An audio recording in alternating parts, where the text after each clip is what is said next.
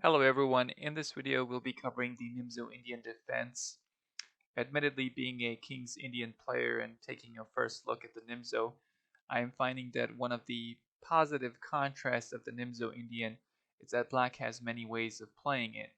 That puts Black in a position where he has to master one setup while White has to be prepared to play against all of those different setups. The opposite seems to be the case with the King's Indian, where White has many different ways of playing it, and Black has to be prepared against everything. I don't believe it's too much of a generalization to state this. The Nimzo-Indian was popularized and named after Aaron Nimzovich in the early 20th century. It's arguably the most solid opening in chess, and has been played by every world champion since Jose Capablanca. But it's also an opening that can be extremely complex and difficult to learn. Grandmasters and even former world champions have admitted to, on some level, struggling. Let's put some moves on the board. d4, knight f6. Black is controlling the e4 square, which is going to be the critical square in the Nimzo-Indian. c4, e6. Black is aiming for quick development. All of his moves have been in preparation for castling, while none of White's moves have gotten him closer to castling. Knight c3. White is now ready to play e4 if Black was to do nothing about it, but of course Black will stop e4 with bishop b4. This is the Nimzo-Indian tabia, which is a chess term that refers to a key point from which variations branch off. In other words, tabia is a position after which the real game begins. Here there are 8 different moves we will look at. a3, f3, bishop d2, queen b3, bishop g5, knight f3, e3, and queen c2. We'll start with a3. This is called the Samisch variation. International master Krzysztof Sielecki states that this move neglects structure and material and calls it the King's Gambit of the Nimzo-Indian. In return for neglecting structure and material, White gets broad attacking chances based on a strong center. That, in addition to a bit of flexibility that White has, is what makes this a serious line. In this line, keep in mind that c4 is often too weak for White to hold. The key to success in this line for Black, like in the King's Gambit for Black, is preparation. We almost never bring the bishop back, so the move to play here is very easy to remember. We are going to take the piece that is trying to keep control over e4. Bishop takes c3 check. B takes c3, this is White's only move. In this position we can see that in return for doubled pawns, an isolated a pawn that is, and being slightly behind in development, White gets a strong center. c5. The principle of this move is to fix White's double pawn's weakness and to attack the center. We can see that Black is delaying castling to get this move in. In this position, we'll look at a number of attempts by White, the main one being f3, which we'll look at last. The first move we'll look at is e3. It's possible to reach this position via the Rubenstein variation with 4e3. Here we see 6e3. Black will play castle short, although there is an interesting attempt by Black in this position. Black can try d6. There's nothing wrong with this move. Many of your opponents might play d takes c5, which is actually not the best move. So Black can play d takes c5. White might play queen takes d8, and then Black will obviously play king takes d8. With the queens off the board, castling is not as important, and White's pawn structure is going to give Black a huge advantage. So let's go back to castle short. So after castle short, white is going to play bishop d3. White intends to play knight e2, e4, and f4, as you see by the arrows on your screen. Knight c6, knight e2, b6, e4. Finally, white gets his e4 move in. And here, knight e8.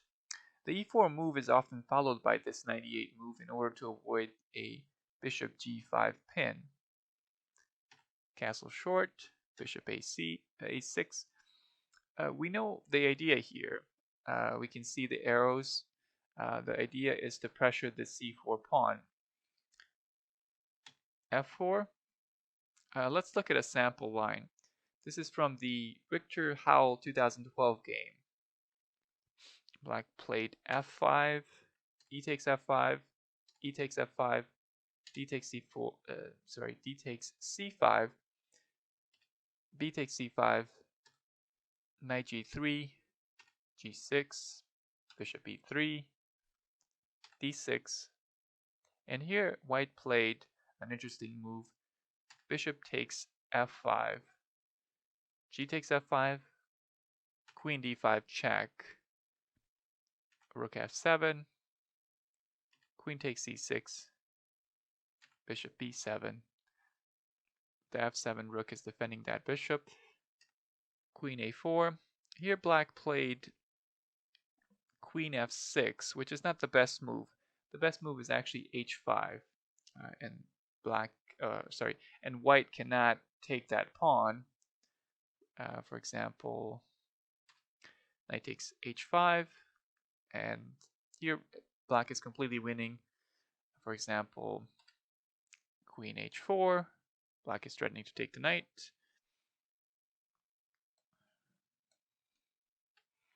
And also threatening to play a move like rook h7.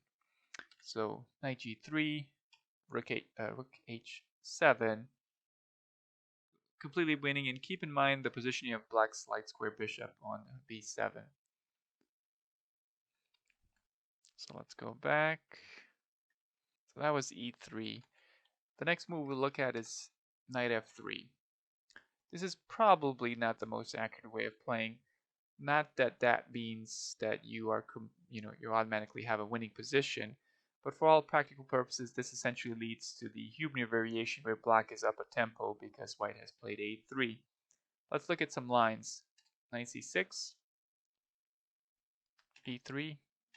If white plays bishop g5 here, this would be a mistake, and we can take a look at a line to see why. Black can play queen a5, bishop takes f6. If white plays bishop d2, well, I mean, playing this would just be an admission by white that he lost the tempo and would look a bit silly. So knight takes f6, g takes f6, queen d2, c takes d4, knight takes d4. If c takes d4, queen takes d2, king takes d2. If white would have taken with the knight, the d4 pawn would have fallen. So here black plays knight a5, king c3. This is really the only way of defending that pawn without giving away a serious advantage to black. If c5, this just loses immediately to knight b3 check, forking the king and rook. So the other attempt is king d3. The problem with this move is that it cuts off the light square bishop from the defense of the c4 pawn. Black has a simple strategy: play b6, bishop a6, and rook c8, and white will have lots of trouble holding on to that c4 pawn. So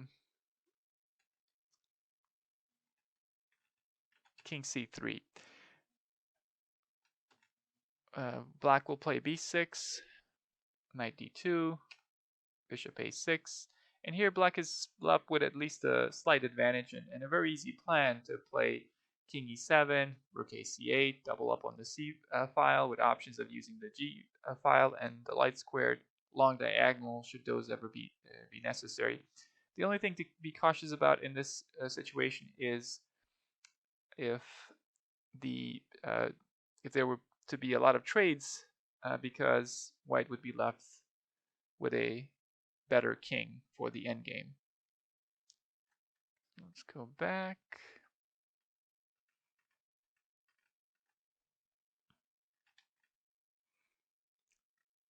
So we can look at e3 here.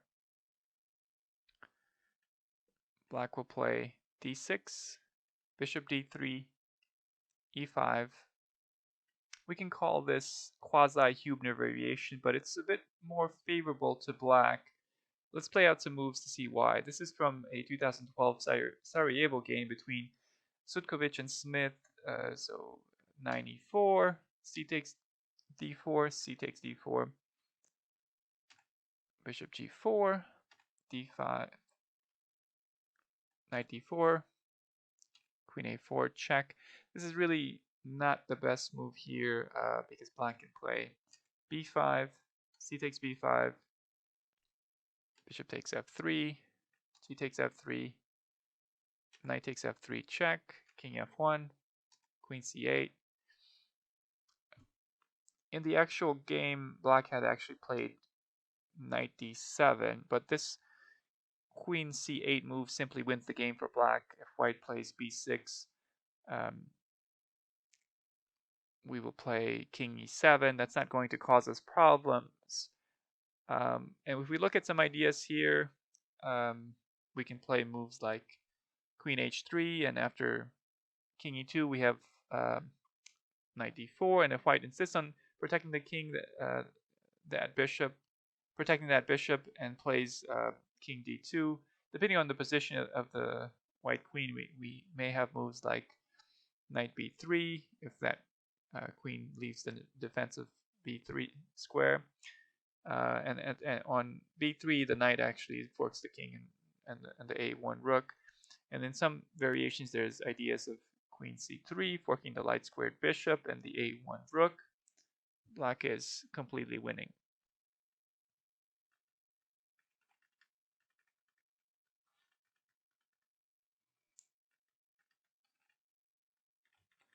So that was knight f3. Now we will look at queen c2.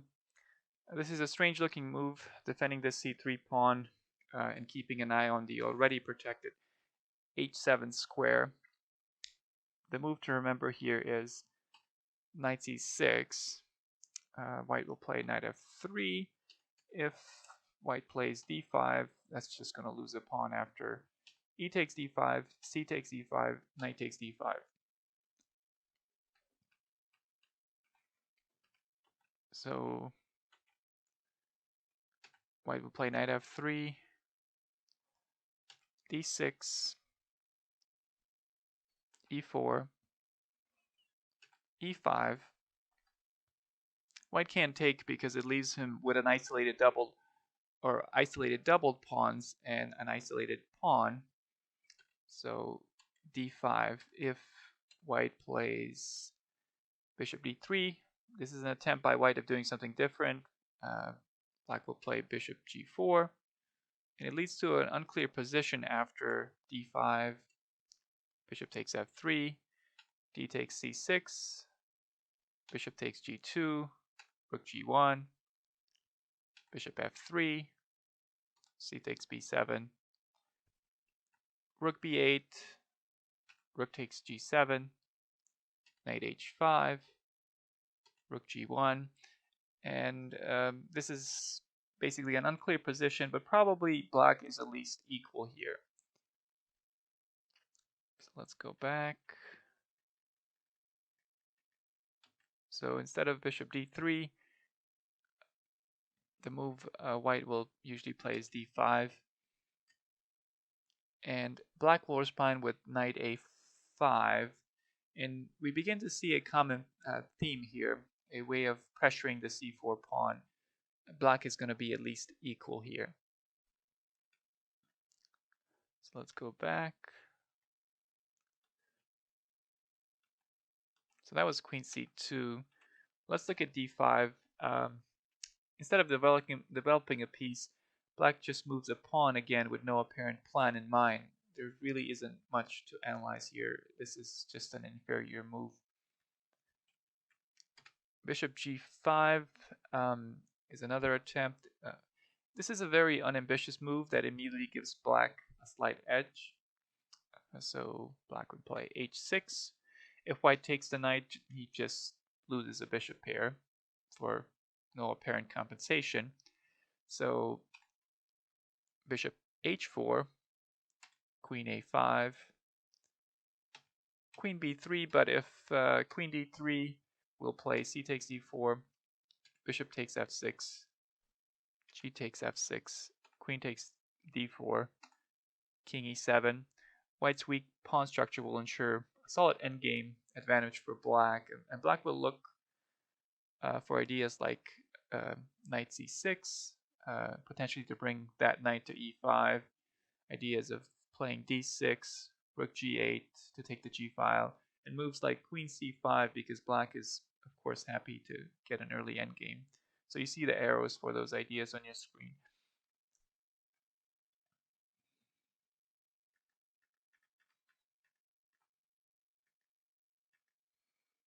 So that was bishop g5. And finally, we'll look at f3. The goal is to play e4. That's white's goal, and to create a strong center. This move certainly looks intimidating. Here's how we should proceed. Knight c6. We postpone castling to get a better grip of the center. e4, as expected.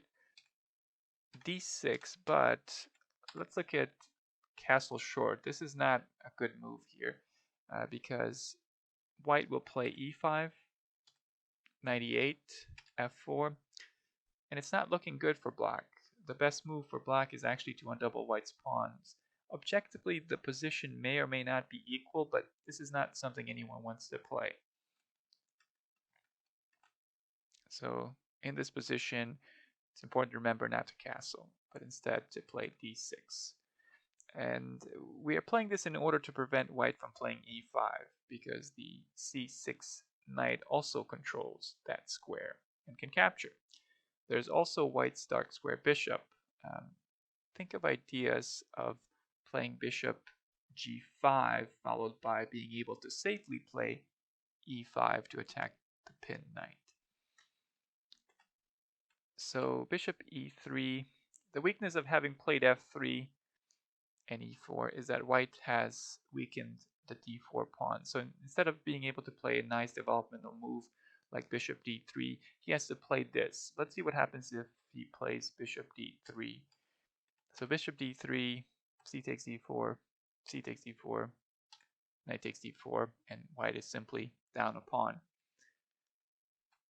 So bishop e3, b6. White's king remains in the center, and black's idea is a common one we've seen throughout this video of playing bishop a6, knight a5 to put pressure on the c5 pawn. Bishop d3, knight a5, and here this interesting move, knight h3. Why this move? Well, we know that the plan black has is to gang up on the c4 pawn and win it. If white plays knight e2, that is taking away that square from the queen, which can be used to help protect the c4 pawn. e5. Taking here by white would leave him with double isolated pawns and an isolated a pawn. So white plays knight f2. Queen d7, this move covers a4, stopping white's queen from coming there and frees up black's light squared bishop for the a6 square. Castle short, bishop a6, f4, bishop takes c4, f takes e5, d takes e5. This leads to a very equal game. And in this position, what white should definitely not do is get greedy and take the pawn on e5. For example, d takes e5, knight g4, attacking the bishop on e3.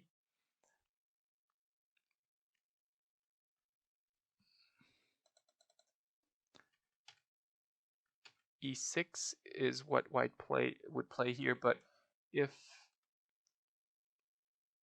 bishop f4, this simply loses to knight takes f2, rook takes f2, queen takes d3, black is up a piece and is completely winning. So let's look at e6. So e6, bishop takes e6, protecting the g4 knight and leaving black with a solid advantage. With correct play, black can go on and win this game. Although white does keep his bishop here, we can see that white's pawn structure is in ruins.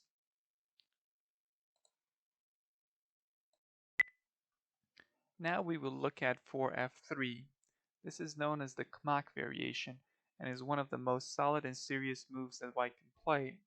It's the move that Anand played against Carlsen in the critical game in the 2013 World Championship. This can be described as a more precise version of the Samisch, which is the 4a3 variation we already looked at. Black will play c5. This is one of the obvious moves in this position and a way of fighting for the center. Remember that when white plays 4f3, we don't castle, but instead we challenge the center immediately. This is not to say that castling is a bad move. Indeed, there will be a lot of transpositions with the castling move. d5. Anything other than this move will probably be at least a slight inaccuracy, at least according to Stackfish. Castle short, e4, d6. This is Carlsen's move. b5 is also possible and leads to a more tactical game. Again, we don't want to be in a position where white can play bishop g5 followed by e4. So that's why we played this d6 move. Bishop d2, knight bd7. Black is intending to play knight e5 and to open up the d7 square for the bishop and look to play a move like b5. Knight ge2, knight e5, knight g3, e takes d5, c takes d5, bishop d7. Black is pretty close to being able to play the b5 move in this position. a3, bishop a5. Now if we go back a move, black can also play bishop takes c3, but this would not be a good move because after bishop takes c3, this seems to leave white with a winning position because of the simple plan that is difficult to stop for white to play f4 and e5. So here black should play bishop a5, bishop e2, b5, castle short. White should not play knight takes b5 because black can play bishop takes b5, bishop takes b5, and c4. Black has the idea of playing knight d3 to stop white from castling, playing a move like queen b6 to take control over the open diagonal, and even a move like rook b8 to take the open b file.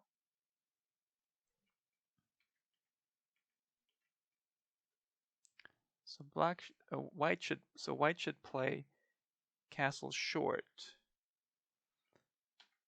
c4, bishop e3, bishop b6, queen d2, rook b8, queen d1. We can stop here for a moment. This is the kind of position you have to be ready to play in this 4f3 variation of the Nimzo-Indian.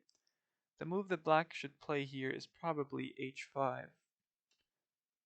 So h5, and white cannot play f4. Probably white should look to play knight h1 and get his knight to f2.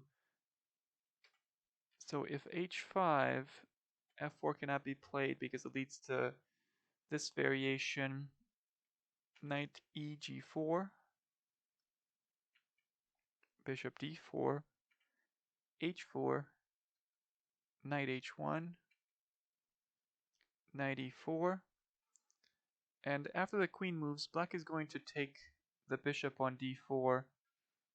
Black is completely winning. Let's look at 4 bishop d2. Although somewhat passive of a move, this is a completely solid move for white. The idea for white is to avoid the doubled c pawns. This move ignores the d4 pawn, so black will naturally proceed to attack there. Knight c6. So this is the move to remember. White would play knight f3, defending the d4 pawn. Castle short, completing development on the king side. e3, d6. This is a move that will be familiar to King's Indian players. The main difference between this position and a King's Indian defense position may be the placement of the dark square bishop. Bishop d3, e5. Again, we see similarities to the King's Indian defense. Here it's the central pawn structure. d5, knight e7, a3, bishop takes c3, bishop takes c3, b5. If we go back one move here, if white plays e4, that would be a mistake because it loses to bishop takes f6, e takes e3, bishop takes e7, queen takes e7, queen takes d3. White is up a pawn and has a winning position. So black should play b5, and white will play b3. If white gets greedy and plays bishop takes b5, well, this will allow black to strengthen his center by getting rid of white's d5 pawn and allowing black to eventually expand with f5. So knight f takes d5. Game it may be fairly equal objectively, but black will have a very strong center.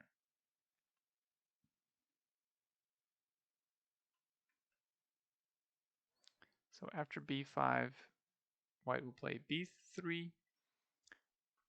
Let's look at a sample line to get a sense of some strategic ideas in this position. B takes c4, b takes c4, knight d7, castle short, f5, bishop e2, knight g6, and knight d2. We'll leave it here. One idea that black has is to play a move like a5 to secure the c5 square for the knight. If white tries to stop that, another idea is to play f4 followed by queen g5 to press the white king. And actually black can start with that idea right away.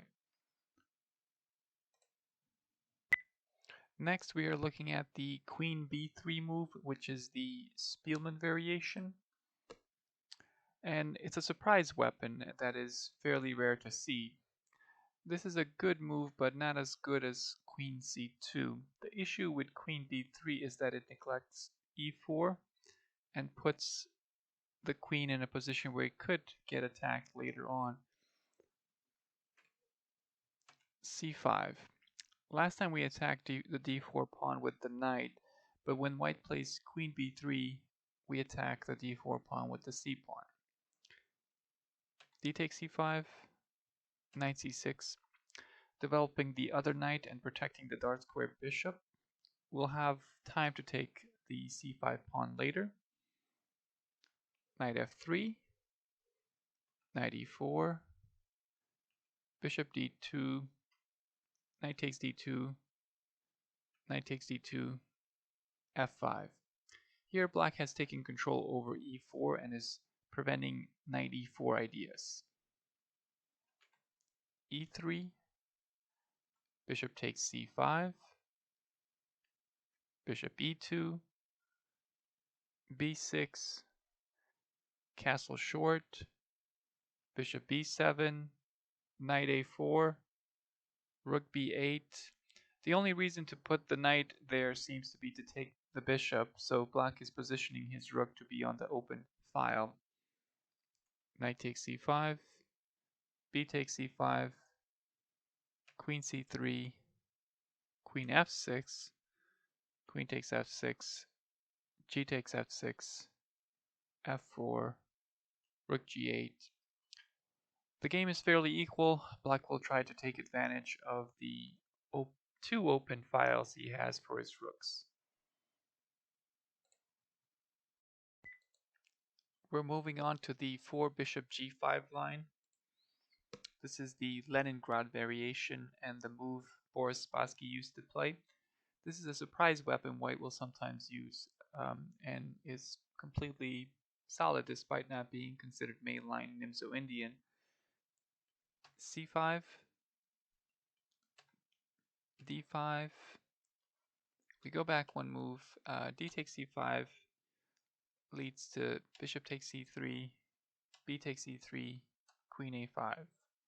So white is not winning a pawn, he's just messing up his structure. So d5, e takes d5, c takes e5, d6, e3. If e4, then h6, and either bishop h4 or bishop d2.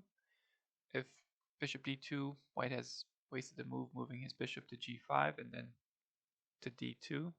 Black has a slight advantage in development.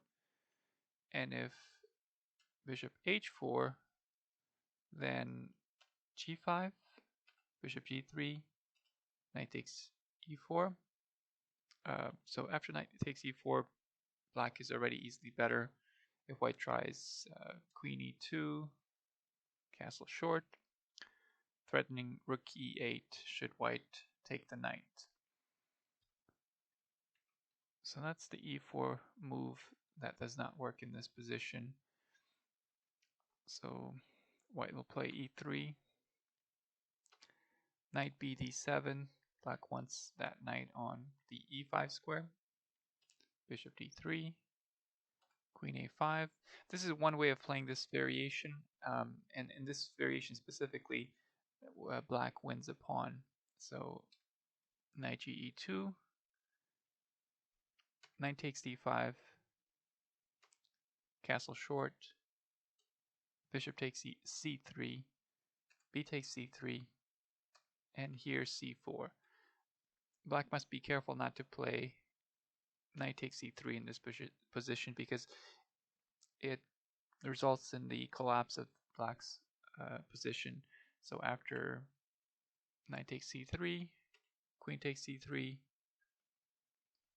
bishop b5, castle short, bishop b7, rook e8, queen takes d6. White is completely winning.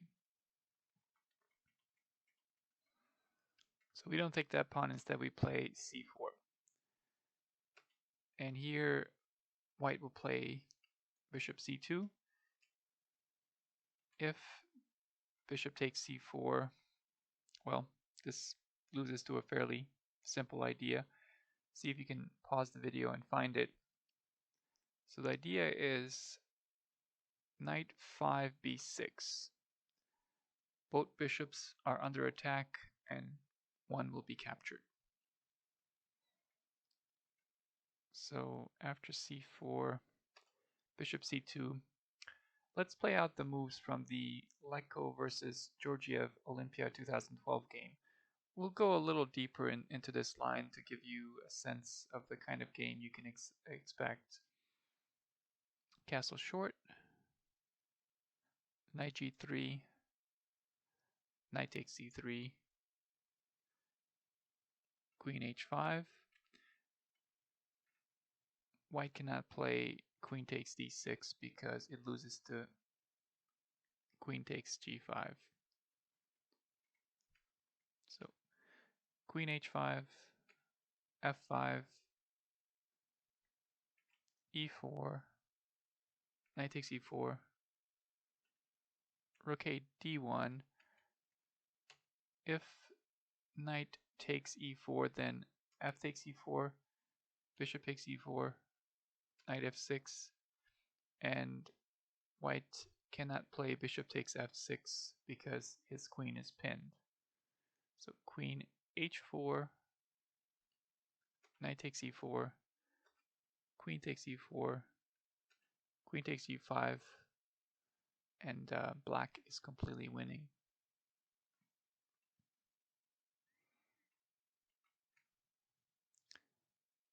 So rook a d1, knight df6, bishop takes f6, knight takes f6, queen h4, moving the queen to safety, queen c5, rook d4,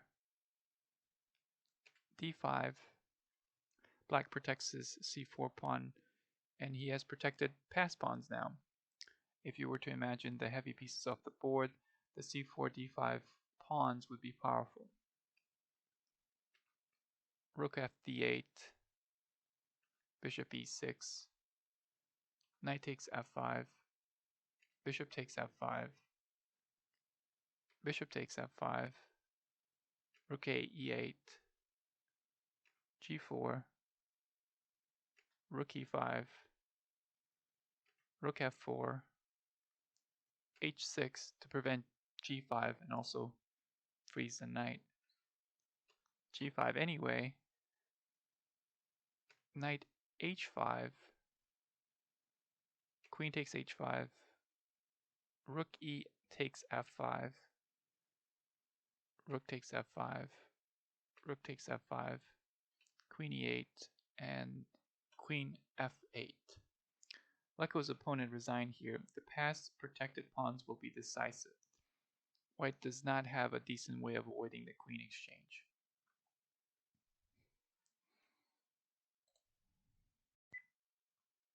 Let's go through for knight f3. This is known as the Kespero variation. It's a flexible move that has gained popularity starting in the 1980s. White does not reveal where he intends to put his light-squared bishop. Also, black has the potential to play bishop g5. We'll look at the bishop g2 idea here because the other variations transpose to positions we have looked at or will look at. So black will play c5, g3, knight c6 here. Now, one idea that black has is knight e4. This is a move that was played as a surprise weapon by the German grandmaster Alexander Donchenko against Pentela Harikrishna in the 12th round of the Tata Steel Masters. But it was unsuccessful. I'll play a few moves out to give you a sense of the kind of game you'll get. Queen d3, c takes d4, knight takes d4, bishop takes c3, b takes c3, knight c5. So this is the kind of position you'll get with the knight e4 move. White's pawn structure is shattered, but his bishops will have open diagonals. Personally, I don't like to play positions where we hand our opponent so much space and activity.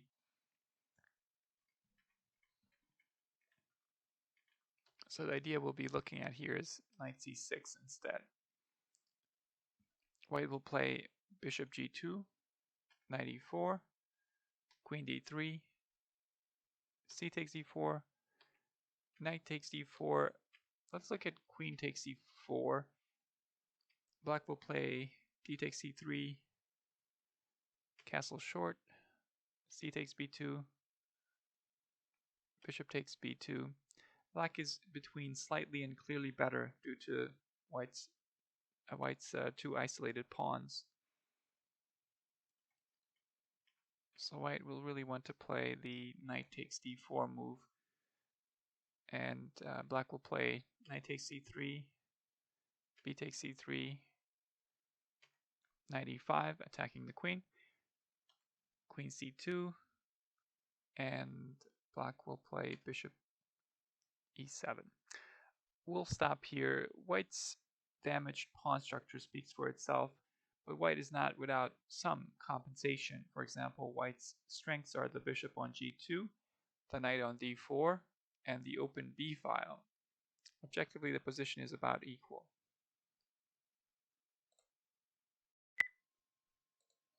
Let's look at 4e3. This is the Rubenstein variation and one of the two main lines in the Nimzo-Indian. This move intends to prepare to castle the white king, but as we can see, black is already ready to castle, and white has to move the bishop and knight out of the way first. In the Rubenstein variation, we will look at three sub-variations: the Reshevsky variation, a variation with no name, and the Hubner variation. We'll start with the Reshevsky. Black plays castle kingside, so our kingside development is now complete.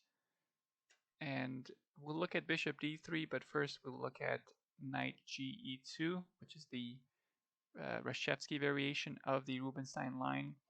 It was named after Samuel Reshevsky, one of Bobby Fischer's rivals. Interestingly, Samuel had a reputation for playing the opening very slowly, so there's some thought behind the openings he chose. The idea behind knight ge2 is very simple: to avoid having doubled c-pawns. As black, one move we don't want to play is bishop takes knight. Black will play rook e8. What's the idea behind this move? Of course, if you want to pause the video and try to figure it out, you can, but I somewhat gave it away. Since we are not going to be taking on c3, we need to create a square for the bishop.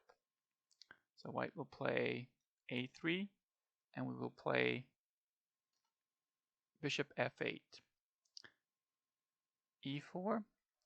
This is the move white is always looking to play in the Nimzo, and here he's able to do that. But actually black is okay as long as he acts fast. On the very next move, actually, he has to immediately strike in the center with d5. Any sort of exchange in the center will favor black, due in part to the positioning of the rook on e8. So white is going to play e5. Knight fd7. If white plays c5, black has the move b6. C takes d5, e takes d5, and here f4. Now if we go back one move, let's look at knight takes d5. Black will play c5, knight dc3, c takes d4, knight takes d4, knight takes e5, bishop e2, and queen h4. Attacking the d4 knight and having ideas such as rook d8. Black is going to be at least slightly better in this position.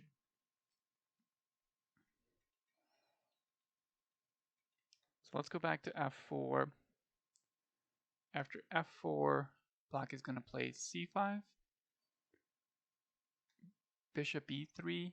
Now let's look at knight takes d5 in this position. Black will play c takes d4, knight takes d4, and in this position, black is going to play knight takes e5. White is uncastled and in a dangerous position. Black is going to be completely winning here. So bishop e3, knight c6. Let's look at a somewhat of a forceful line from an actual game. The game went d takes c5, knight takes e5, knight takes d5. White goes up a pawn, but this is only temporary. Bishop g4, rook c1, attacking the c5 knight. Knight e4, knight dc3, queen h4 check, G3, Queen H6, Knight takes E4, Bishop F3,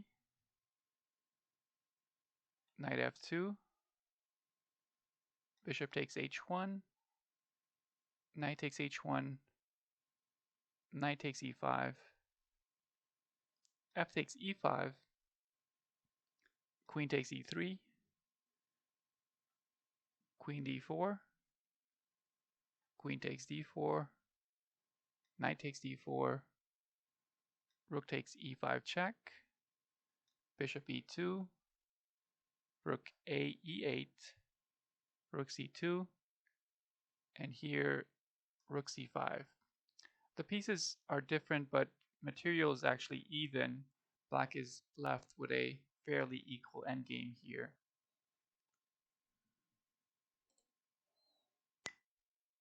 Before we look at the Hubner variation, we will look at a variation that is often played but does not have a name. So let's get started. So E3, castle short, Bishop D3, C5, and here Knight F3 leads to the Hubner variation, but we'll look at Knight GE2. So this is a variation that's often played and that ironically does not have a name. We can call it the Nameless variation. Let's look at some lines in this important variation. D5, this is a very important move to remember. Castle short. Now, let's go back and look at some takes that white can do. So let's start with c takes d5. This is a fine move to play, and if white plays this, black will play c takes d4, e takes d4, knight takes d5, castle kingside. It's a very even game you have here.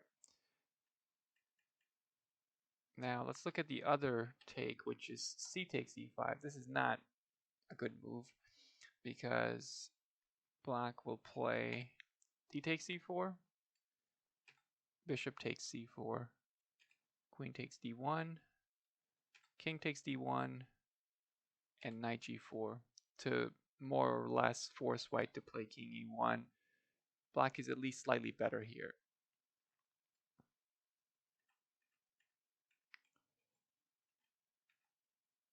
So after d5, white will play castle short, c takes d4, e takes d4, d takes c4, bishop takes c4. So this will be an isolated queen's pawn game where black can look to target that pawn. Black is left with a decent position and should probably continue here with knight c6. Okay, so now we will be looking at the Hubner variation. So 4e3, castle short, bishop d3, c5, and here we looked at knight ge2, but now we will look at knight f3, the move that leads to the Hubner variation, which is a variation that was played by Aaron Nimzovich himself, and which later was popularized by Robert Hubner, a German grandmaster and one of the leading players of the 1970s and 1980s. So black will play knight c6, targeting that d4 pawn. Castle short. If we go back one move, we will look at a couple of different tries by white here. We'll start with d5. This move deserves a few words. Black will play bishop takes c3 check. Now, if you go back here, your first instinct might be to play e takes d5 because the knight on c3 is pinned, and it may be one of the one reason why white might be less inclined to play d5. So play will continue. C takes d5, knight takes d5, bishop takes h7, king takes h7, queen takes d5, bishop takes c3, and if we go back, king g8, this move seems to transpose to the same variation we are going through now. So bishop takes c3, b takes c3, d6, e4, king g8. This is an equal position, but to me it seems white has a lot of play. Although white has two isolated pawns, he does have the semi-open b file and d file. Black's d6 pawn is a potential weakness. The absence of black's h pawn is a potential liability. I'm not a big fan of this position, but it's obviously playable. Actually, the position itself is equal.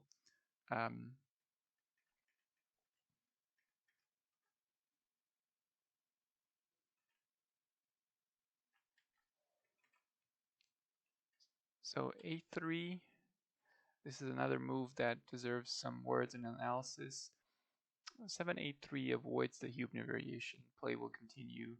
Bishop takes c3, b takes c3, d6. This is a position that is seen at all levels of chess from the very top to club level. That means it's important. So here white will play e4. White achieves his goal of playing this move. Had white played castle kingside instead, it would simply have been the Hubner variation, but with white being a tempo down. e5, d5, knight e7, g3. White plays a prophylaxis move to restrict any ideas of the knight coming to g6 and occupying the two dark squares. Knight e8. We now see the idea is to expand on the king side, which might be in the spirit of the King's Indian defense. Queen c2. However, this move obviously does not prevent us from playing f5. From here on out, I'll play out the idea presented by international master Krzysztof Sielecki. Bishop g5, knight f6, key move that itself leads to a largely forced line. E takes f5, e4, bishop takes e4, knight takes e4, queen takes e4, bishop takes f5, queen e3, queen d7, bishop takes e7, rook f e8, castle short, rook takes e7, queen d2, and here bishop g4. Although black has found the pawn, his position has plenty of compensation due to white's doubled backward pawns, black's strong bishop, and open rook file, where black will double his rooks. With the black bishop on g4, black also has ideas of taking the second rank with the rook.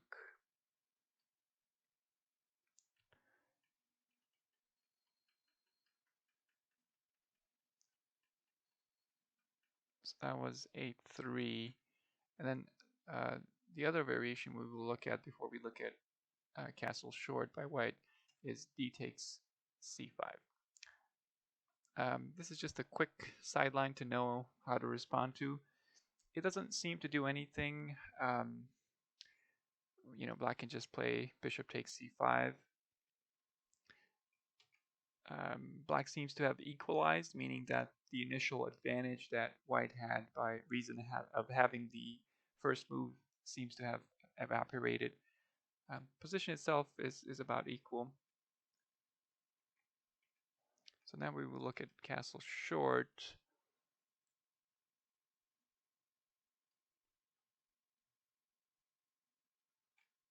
bishop takes c3, b takes e3, d6.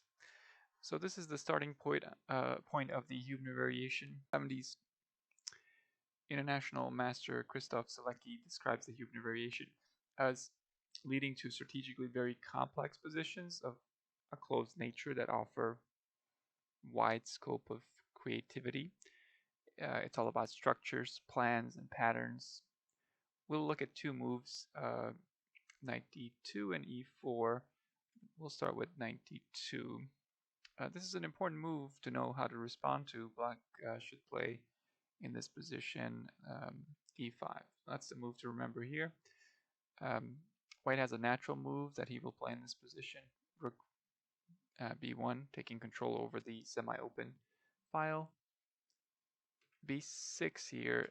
Now, it is not advisable to play e takes d4 to try to win the d4 pawn, because it leads to this variation: e takes d4, c takes d4, c takes d4, knight takes d4, and from here white will play knight e4, knight takes d4, bishop takes e4, knight e6, queen h5, h6, and there's kind of a spectacular move here. Bishop takes h6. White has won the pawn back and is completely winning. So if black plays g takes h6, white will play queen takes h6, and the black king is in real danger. So let's say knight g5, rook b5, f5, bishop d5, knight e6. There's no reason to go any further. The black king is basically finished.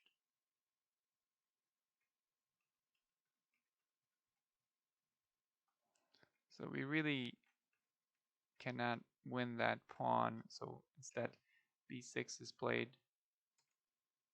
And here we'll look at h3, but we'll also look at some other lines. Here we'll look at d5 by white, and also we'll look at knight e4, and we'll look at queen c2. So let's start with d5. This is just another idea by white. So we'll look at what is, according to international master Christoph Selecki, the critical line in this variation. Knight e7, getting the knight towards the king side where we are anticipating the action to take place.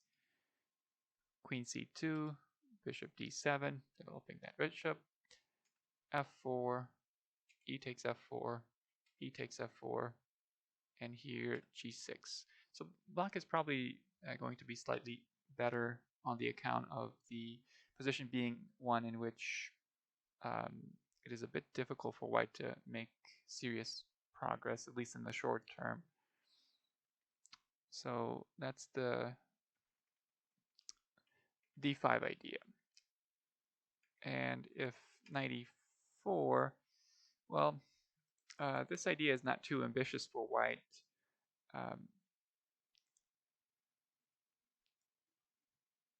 Black will play knight f5, knight takes f6, queen takes f6, e4, bishop d7, d5, and here knight e7.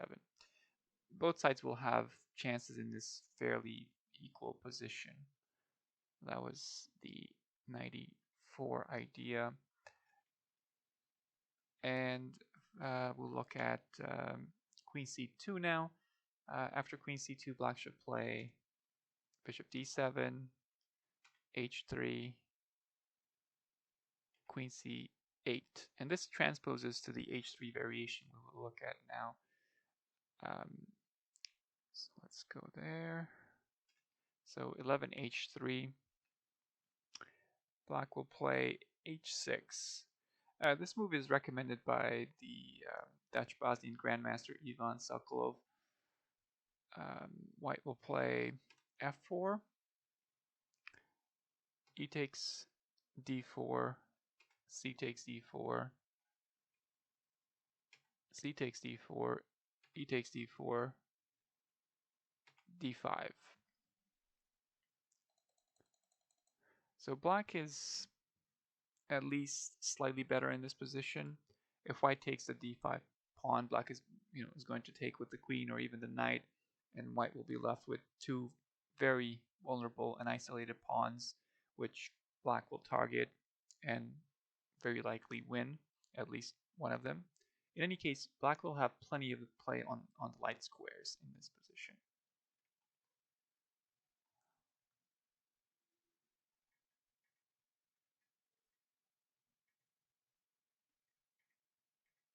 So that was knight d2. We will also look at e4.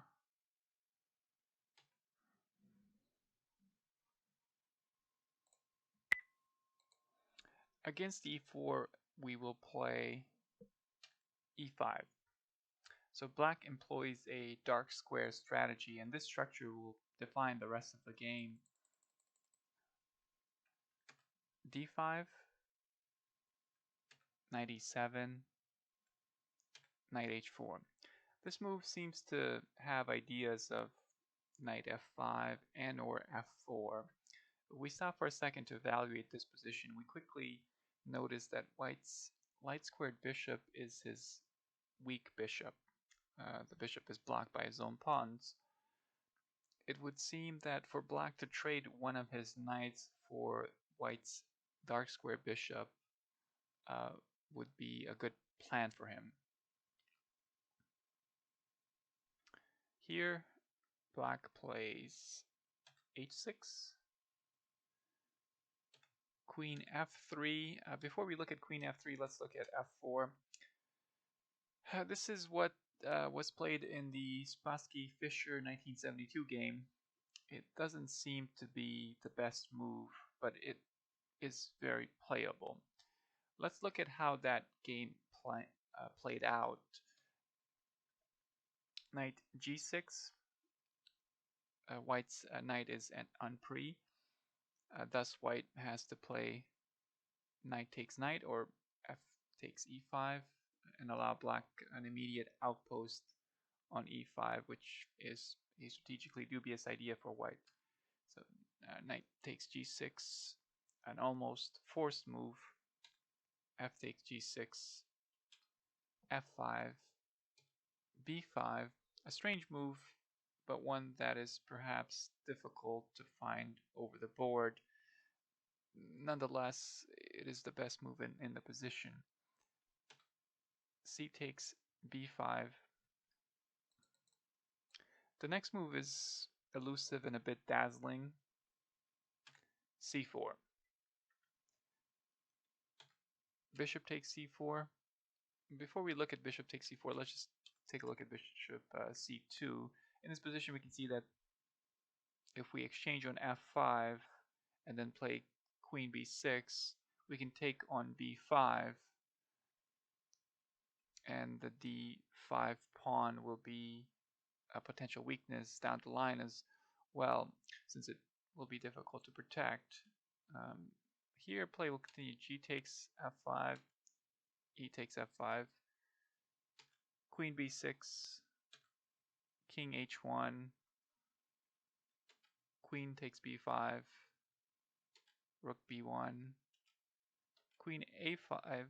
If we look at queen takes d5, this move seems to give away black's advantage after bishop a3, queen takes d1, rook b takes d1, knight e8,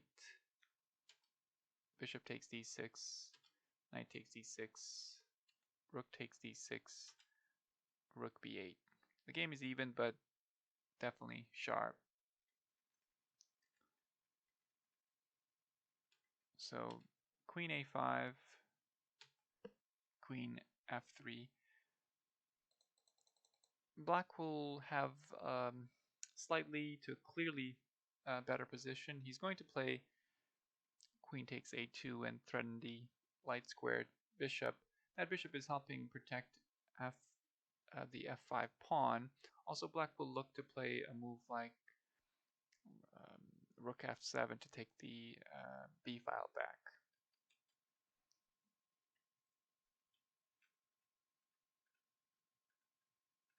So that was the 12 f4 line. Now we will look at the queen f3 line. This is a move that prevents g5 and provides support for knight f5. Here, black will play knight g6. Black should not play g5 in this position because of queen takes f6. So knight g6, knight f5, king h8. So this is a difficult move to fully understand. By no means is this the only way of playing here. In this position, black does not want to capture on f5 until he can do so without white being able to take with the queen. King h1, knight h7. So black is looking to open up the kingside position in a way that leads to a stronger position. So this opens up the f6 square for the queen. It has ideas of also playing knight e7 and down the line even f5. So g3, this stops ideas of knight h4, which is an idea for removing white's knight from the f5 position. Queen f6, queen h5. So the h5 square is an interesting square for the queen because the knight can no longer play knight f6 to kick it out of the way. Also, this move frees the f pawn. Bishop d2, connecting the rooks and activating a minor piece. Bishop e3, rook a e8, rook f b1, bishop c8. This move seems to be more preferred as compared to, say, b6. In this position, black has the additional way of defending d6 with the rook. Bishop f1, knight e7. Basically dealing with the elephant in the room, or in this case, the knight in the room. Knight takes e7, queen takes e7, bishop g2, f5, e takes f5, bishop takes f5, rook e1, bishop d3, bishop f1. The only real way of protecting the c4 pawn is to exchange the light squared bishop. Knight f6. It's a tempo move. Queen h4, bishop takes f1, rook takes f1, queen f7, rook a b1, b6, f4, queen g6, f takes e5, rook takes e5. This is a position from the 2014 game between Agatnastafis versus Antic. Black is completely winning due to the weak white king, weak doubled pawns, and black's active position. Let's play out the rest of the moves here. Rook b e1, rook e4, forking the queen and c4 pawn. Bishop f4, defending the d6 pawn and blocking the attack on the queen. Rook f e8, rook takes e4, queen takes e4, king g1, queen takes c4, queen takes c3, bishop takes h6, a trick that fails. King g8, queen h4, rook e1, bishop g5, rook takes f1, king takes f1, queen f3, king e1, knight takes d5, bishop d2, knight f6, queen c4 check, d5, queen a6, queen h1, and here white resigned. We can play out a few moves to see why. King e2, queen takes h2, king d1, queen h1 check, king c2, queen e4 check, king c1. Probably the simplest is to play queen c4 check, queen takes c4, and d takes c4.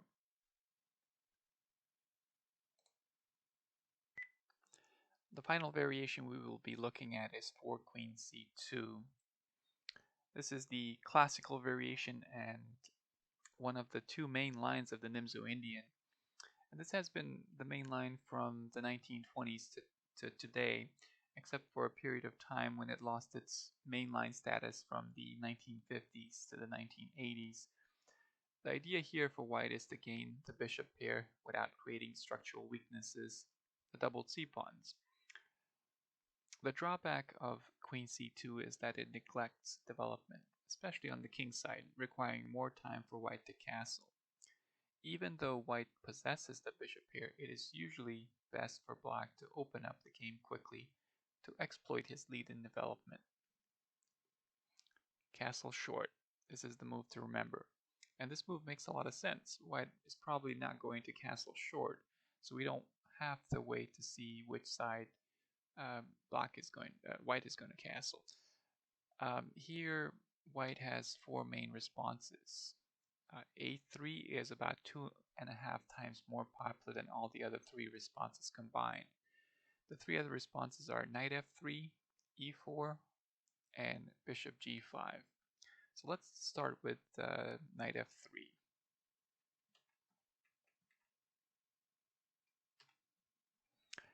This is the second most popular move. It is a very logical looking move, but among all of the four main moves in this position, it's one that scores the worst. Black wins or draws about 3 out of 4 times against knight f3. So why is this not the best move? Well, probably because black has a decent reply to it, to strike and challenge the center with c5. The only serious response here is d takes c5. It seems all the other moves allow black to at least equalize. But before we look at d takes c5, let's look at the other moves. So d5 loses a pawn after e takes d5, c takes d5, knight takes d5. e4 does not give black any problems. After, say, c takes d4, knight takes d4, knight c6, black is probably slightly better in this position. And then bishop g5 also does not trouble black after h6, bishop h4, c takes d4, knight takes d4, knight c6. Maybe the line would continue knight takes c6, b takes c6, a3, bishop takes c3 check, queen takes c3, d5. Black is fine in this position. So those are some of the sidelines that are not very good. So white is going to play d takes c5. We will respond with knight a6. The knight is going to a square we are not used to seeing it on c5. From there, it has the ability to come to e4 or to support the other knight going on that square, which can create some interesting tactics. g3. If, let's say a3 here, a3 does not give white any advantage and can lead to a trap that even grandmasters have fallen for. So bishop takes c3, queen takes c3, knight takes c5, bishop g5. This is the move that actually leads to the trap. Black should play knight fe4, bishop takes e8, knight takes c3, bishop e7. Here, an interesting looking move, knight b3. Bishop takes f8, and king takes f8. The black rook, the white rook cannot escape capture. Black is left with a slight advantage, or even more than a slight advantage. So that was a look at a3. Let's look at g3. Really, anything other than this g3 move will be inferior because the light square bishop is going to be the strongest on the long diagonal. Knight takes c5. A straightforward move, and this can be looked at as the starting position for the analysis. Perhaps not all your opponents will play this g3 idea, but if you know how to play against g3, you'll know or have an excellent idea of how to play these kinds of positions. Bishop g2, b6 here. Knight c e4 is probably the main line, but in the words of Rustam Kazimjanov, it leads to a long and boring endgame. He recommends b6 instead. So b6, castle short, bishop b7, knight b5. White wants to scare the safety of black's dark square bishop. Bishop e4. This is the key maneuver to keep the dark square bishop from being trapped. Queen d1, a6, knight d6, bishop c6. In this position, can the black dark squared bishop still be trapped with a3? The answer is no, due to tactics. So we will look at bishop f4 here, but first let's look at a3. The response here is bishop a4.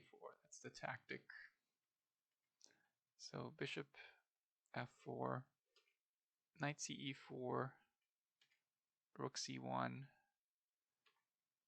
bishop takes d6, bishop takes d6, knight takes d6, queen takes d6, queen b8, rook fd1, queen takes d6, rook takes d6, bishop takes f3, bishop takes f3, rook a b8. Black's plan is to play his king to e7 and bring the rook out, bring his rook out. e4, e5, king f1, rook fc8, king e2, king f8, king e3, king e7, rook d2, g5. So this is a line that Rustam Kazimjanov presents as the absolute best in his in this knight f3 variation. Black has good chances, but as expected, this position is objectively going to be equal. Okay, so let's go back. So that was the knight f3, 5 knight f3 variation.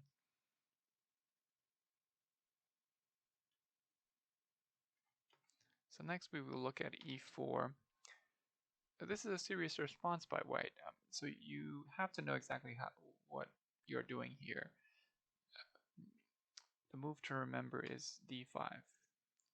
Black can't allow white to have a dominant center, so he has to challenge it immediately, and this works. So e5 is what white will play. Let's look at some sidelines here. If e takes e5, the reason this is bad is because it opens up the position at a time when black is ahead of development. After a move like 6 e takes d5, it opens up the light square diagonal and the e file. So e takes e5, and black is left with an advantage ranging from somewhere between slight and clear. And if white plays c takes d5, Well, this is not going to be the best move, but perhaps it's playable. So play might continue. E takes d5, e5, the only move. c5, e takes f6 would be a mistake. So black would play rook e8 check, bishop e2, c takes d4, a3, bishop a5, b4, d takes c3, b takes a5, and then queen takes f6. Black is up 2 pawns, but down a minor piece. So he's down a pawn's worth of material overall, but he has a completely winning position due to white's completely unsafe king and white's broken pawn structure on the queen side. Here a6 would be a good move to fix white's doubled pawn structure.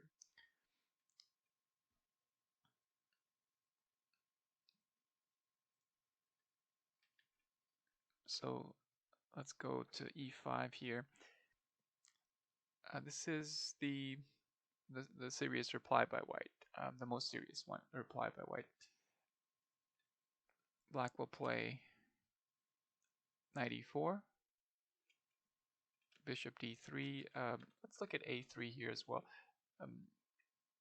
You'll see this move occasionally, so let's look at a sample line. Bishop takes c3, b takes c3, c5, bishop d3, knight c, for example.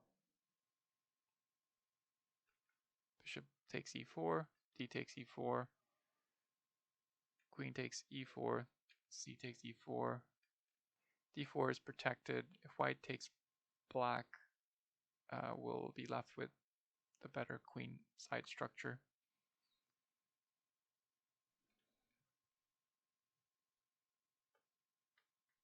So that was a3. Let's look at bishop d3. This is the best line in this variation. c5, knight f3. Knight ge2 leads to the same line I'm going to show here, essentially. So knight f3, c takes d4, knight takes d4, knight d7, bishop f4. If c takes e5, e takes e5, this is fine for black. Bishop f4, queen h4, g3, queen h5, preventing white from castling long, which can lead to an unclear and sharp game where either side can win. Castle short, the g3 move is, still leaves white white castled in a position which has holes on h3 and f3. g5, c takes d5, bishop takes c3, b takes e3, e takes d5. If g takes f4, bishop takes e4, this variation probably leaves white with a very slight edge.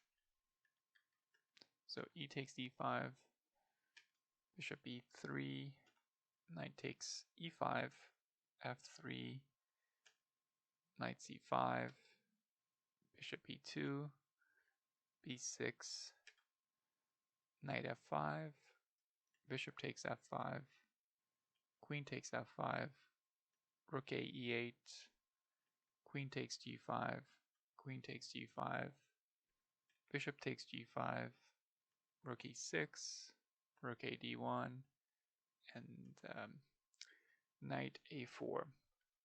So black is happy to exchange the d and c pawn, since the d pawn is black's weakest one, but probably white will play rook c1 next. We'll leave it here. Position is about equal.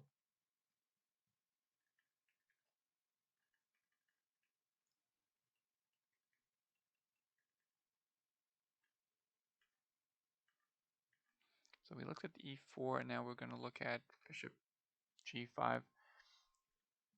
This move is not super serious. I think the best way of describing it is that it's not ambitious.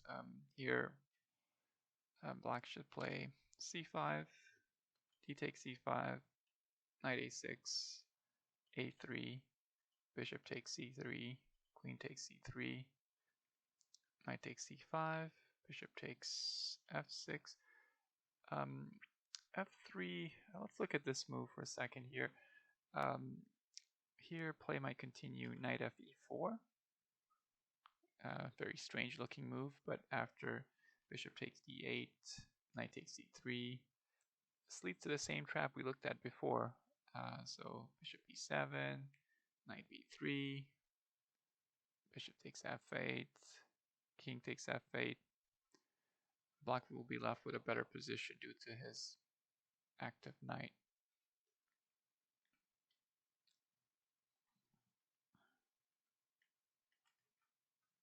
So bishop takes f6, queen takes f6, queen takes f6, g takes f6, e3.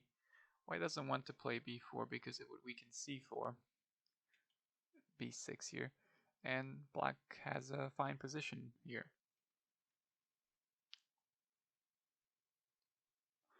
So let's go back and look at our main move, which is going to be a3. This is the main line. And the move to remember after a3 is that we take the knight. So bishop takes c3 check, and white is going to play queen takes c3. Here there are many ways of playing, but I think the way I will present here will be a way that is exciting, surprising, and strong. b5. Statistically, this move does extremely well. One database puts black at black's win percentage at about 50% and white at about 42%. And if white deviates into variations outside of the main lines, black's winning percentages go up in the high 60s. This move will surprise some of your opponents, and if you are well prepared to play the variations that arise from it, you will have a serious edge over your opponent. C takes b5. Before we look at this main move, c takes b5, let's look at a couple other moves. We'll look at 3 other moves: bishop g5, c5, and e3. Let's start with bishop g5, which is probably not a great move. Play will continue b takes c4, queen takes c4, h6. Black could have also played bishop a6, and certainly that has that idea, and certainly he has that idea for later. Here, bishop h4, d6, with the idea of connecting the knights and freeing the queen, or playing the knight b6 and breaking the pin with g5. Black is perfectly fine here.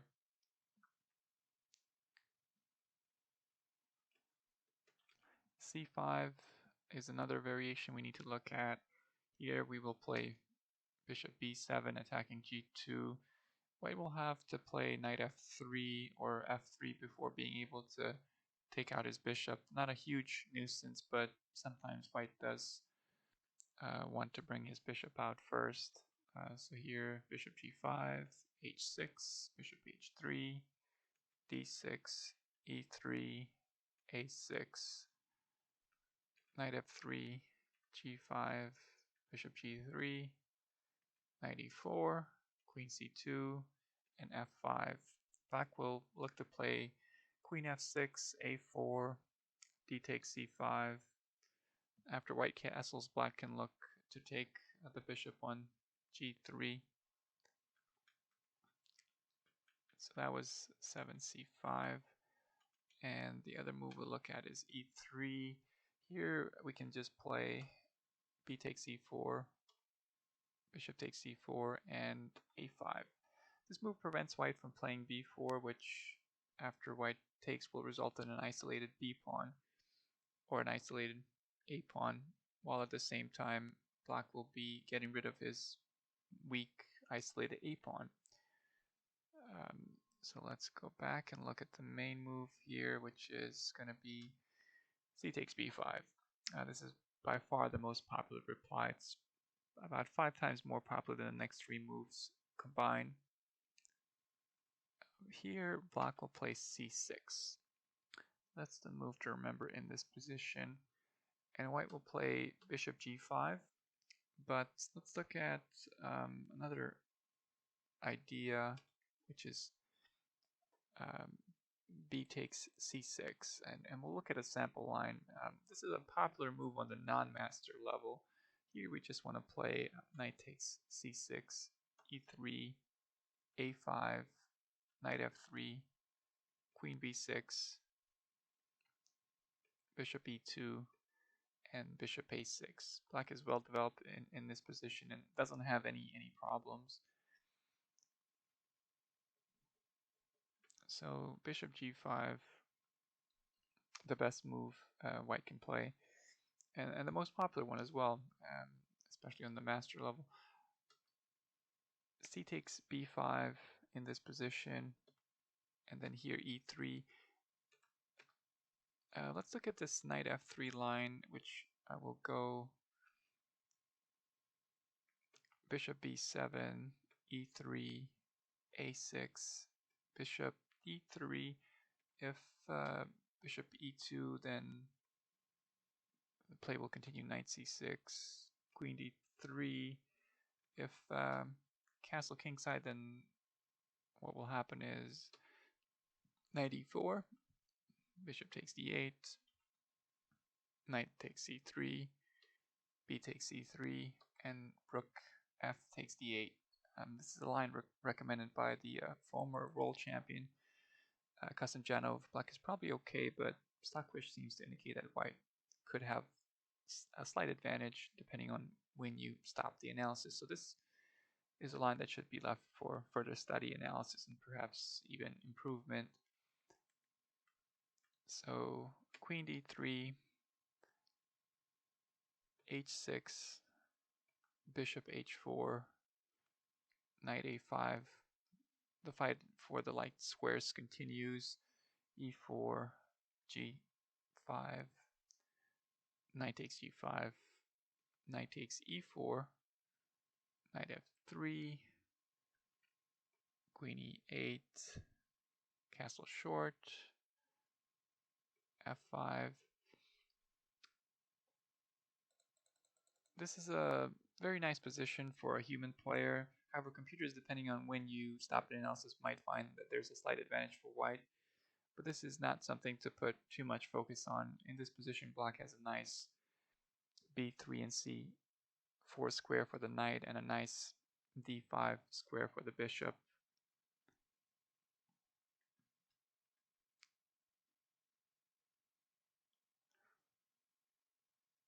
So let's look at the main move then. 11, bishop d3.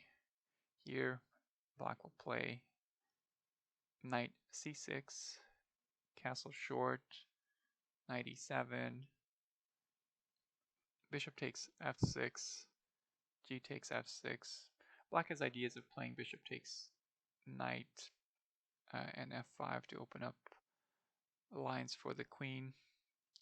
Knight e1, knight e5, queen d2, f5, g3, queen g5, knight g2, rook a c8, f3, rook c7, queen f2, knight e7, e4, f takes e4, f takes e4, f5, d5, rook c, c8.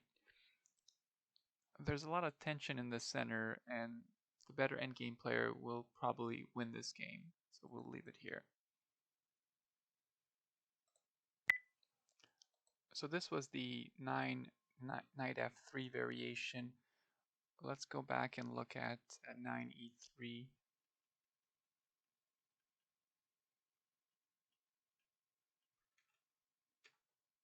So 9e3,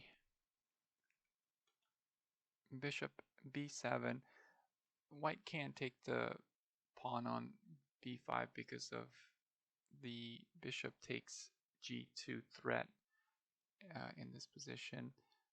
White will play f3, h6, bishop h4, knight c6. We're looking for activity, and playing a6 would cost us a developing move, so we don't do that here.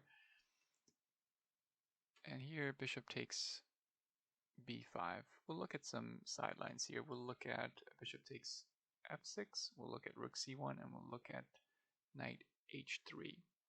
So bishop takes f6, queen takes f6, queen takes b5, queen g5, so it's a queen and pawn fork. Bishop f1, rook ac8, queen d2, knight a5. And black will have an eye on that b3 square here. And if rook c1, play will continue, queen b6, bishop takes f6, g takes f6, bishop d3, b4, queen d2, bishop a6, knight e2, knight a5, queen d1, rook fc8. So black is fine in this position. The position is probably about equal. And we'll also look at knight h3. So after knight h3, we want to play rook c8, queen d2, g5, bishop g3, knight a5. It's a very comfortable position for black, and there's even a fork on b3 that white will have to worry about. So black is fine here. Okay, so let's look at the main move, which is bishop takes b5. We will respond with g5, bishop f2, knight d5, queen d2, knight a5, rook b1. Before we look at rook b1, let's look at rook d1 and how play will continue in that if that move is played. So we'll play queen b6, queen e2, rook ac8, knight h3, rook c2. This is an exchange sacrifice. Queen takes c2, queen takes b5. The white queen controls an important diagonal, and if white tries to exchange the queens, the light squared bishop will control the diagonal. Black is fine in this position.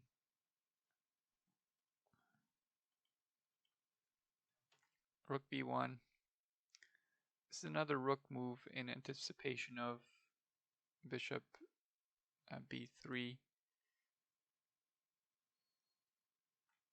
Knight b3,